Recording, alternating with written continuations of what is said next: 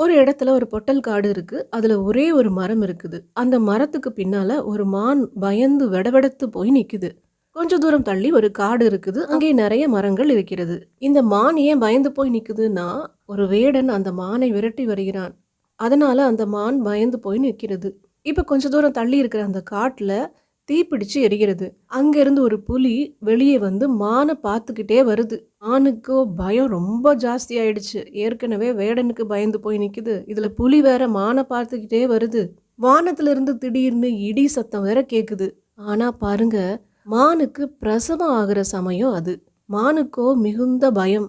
இப்போ அந்த மான் ஒரு முடிவு பண்ணி ஆகணும். சோ அது தன்னோட மனசாட்சியிடம் கேட்கிறது. நான் இப்போ என்ன செய்ய?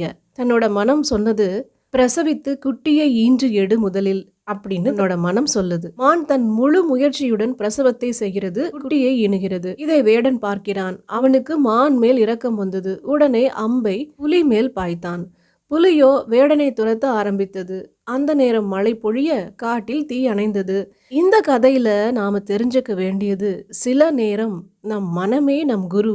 செரட்டோ நெகட்டிவ் டைப் எப்படி இருப்பாங்கன்னா, அடுத்தவங்க கிட்ட மட்டுமே தான் அட்வைஸ் கேட்பாங்க. தன்னோட ஓன் ஜட்ஜ்மெண்ட் மேலே ஒரு நம்பிக்கையே இருக்காது. அடுத்தவங்க கிட்ட அட்வைஸ் கேட்குறதுன்னா, இப்போது எந்த டாக்டரை பார்த்தா என்னோட நோய் குணமாகும் அப்படின்ற கேள்விகளில் ஆரம்பித்து, ஒரு கார் வாங்கணும்னாலும் சரி, ஒரு இடம் வாங்கணும்னாலும் சரி, இல்லை எந்த ஒரு விஷயம்னாலும் சரி, அடுத்தவங்களோட அட்வைஸ் கேட்டுக்கிட்டே இருப்பாங்க. 4-5 பேர்கிட்ட கேட்டால் கூட பத்தாது. வேறு யாராவது கேப் கிடைக்கும்போது, டைம் கிடைக்கும்போது அவங்களுக்கு தெரிஞ்சவங்க கிட்டலாம் கேட்பாங்க. அவங்களுக்கு ஒரு முடிவு எடுக்கணும் அப்படின்னா, அது அடுத்தவங்க சொல்லி அதிலிருந்து தான் சூஸ் பண்ணி எடுப்பாங்களே தவிர, தனக்கே ஒரு கரெக்டான ஒரு ஜட்ஜ்மெண்ட்டா, ஒரு டிசிஷனா அவங்களுக்கு எடுக்க தெரியாது.